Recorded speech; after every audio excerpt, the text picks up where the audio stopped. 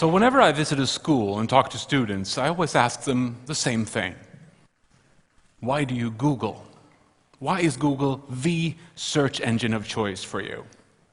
Strangely enough, I always get the same three answers. One, because it works, which is a great answer. That's why I Google too. Two, somebody will say, I really don't know of any alternatives. It's not an equally great answer, and my reply to that is usually try to Google the word search engine. You may find a couple of interesting alternatives. And last but not least, thirdly, inevitably, one student will raise her or his hand and say, with Google, I'm certain to always get the best unbiased search result. Certain to always get the best unbiased search result. Now, as a man of the humanities, albeit a digital humanities man, that just makes my skin curl. Even if I too realize that that trust, that idea of the unbiased search result is a cornerstone in our collective love for and appreciation of Google. I will show you why that philosophically is almost an impossibility. But let me first elaborate just a little bit on a basic principle behind each search query that we sometimes seem to forget. So whenever you set out to Google something, start by asking yourself this: am I looking for an isolated fact? What is the capital of France? What are the building blocks of a water molecule? Great, Google away. You know, there's not a group of scientists who are this close to proving that it's actually London and H3O. You don't see a big conspiracy among those things. We agree on a global scale what the answers are to these isolated facts. But if you complicate your question just a little bit, and ask something like, why is there an Israeli-Palestine conflict? You're not exactly looking for a singular fact anymore. You're looking for knowledge, which is something way more complicated and delicate. And to get to knowledge, you have to bring 10 or 20 or 100 facts to the table and acknowledge them and say, yes, these are all true, but because of who I am, young or old, or black or white, or gay or straight, I will value them differently. And I will say, yes, this is true, but this is more important to me than that. And this is where it becomes interesting, because this is where we become human. This is when we start to argue, to form society. And to really get somewhere, we need to filter all our facts here through friends and neighbors and parents and children and coworkers and newspapers and magazines to finally be grounded in real knowledge, which is something that a search engine is a poor help to achieve. So I promised you an example just to show you why it's so hard to get to the point of true, clean, objective knowledge, as food for thought. I will conduct a couple of simple queries, search queries. We'll start by Michelle Obama, First Lady of the United States, and we'll click for pictures. It works really well, as you can see.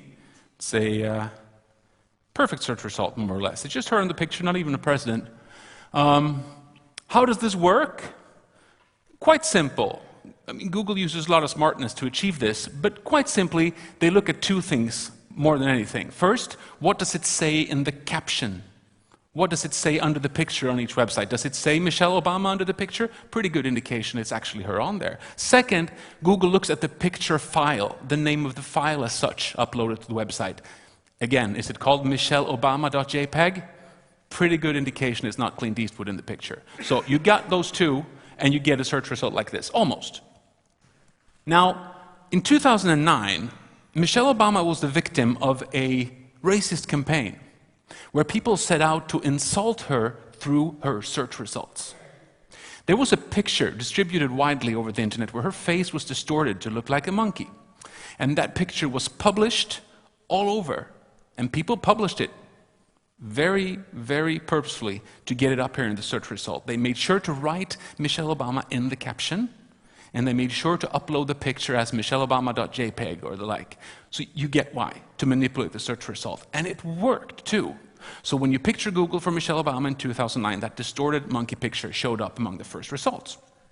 Now, the results are self-cleansing, and that's sort of the beauty of it, because Google measures relevance every hour, every day. However, Google didn't settle for that this time. They just thought that's racist and it's a bad search result, and we're going to go back and clean that up manually. We are going to write some code and fix it, which they did. And I don't think that anyone in this room thinks that that was a bad idea. Me neither. But then a couple of years go by, and the world's most Googled Anders Behring Breivik, did what he did. This is July 22nd in 2011, and a terrible day in Norwegian history. This man, a terrorist, blew up a couple of government buildings, walking distance from where we are right now in Oslo, Norway, and he traveled out to the island of Utøya and shot and killed a group of kids. Almost 80 people died that day.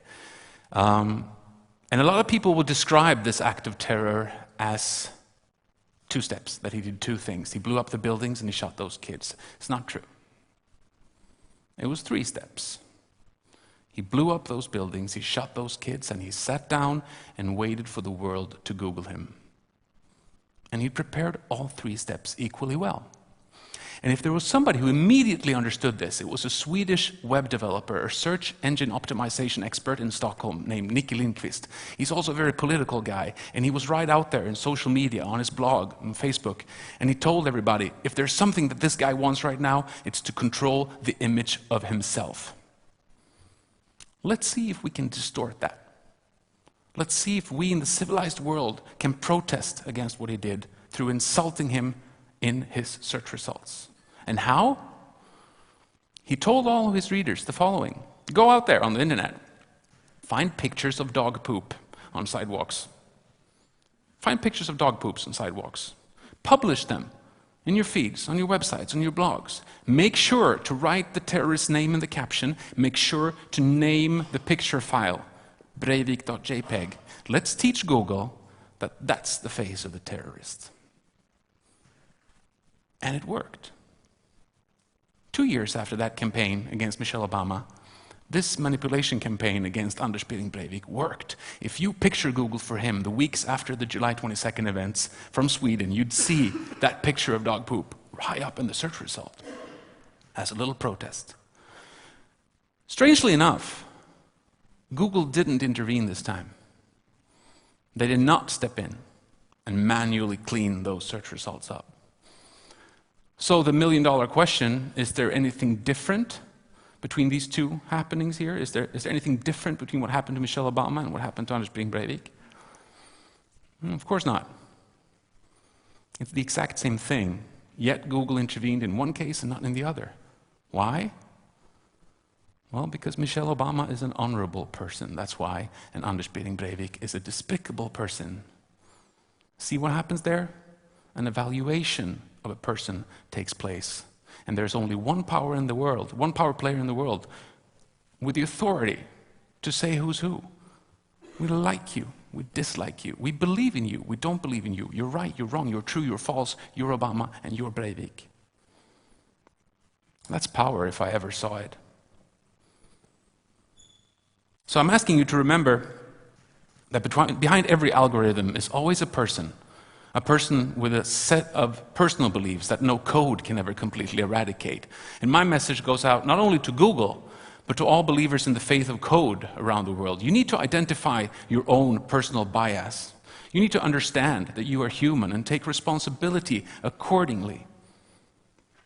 And I say this because I believe that we've reached a point in time when it's absolutely imperative that we tie those bonds together again, tighter, the humanities and the technology. Tighter than ever. And if nothing else, to remind us that that wonderfully seductive idea of the unbiased clean search result is and is likely to remain a myth. Thank you for your time.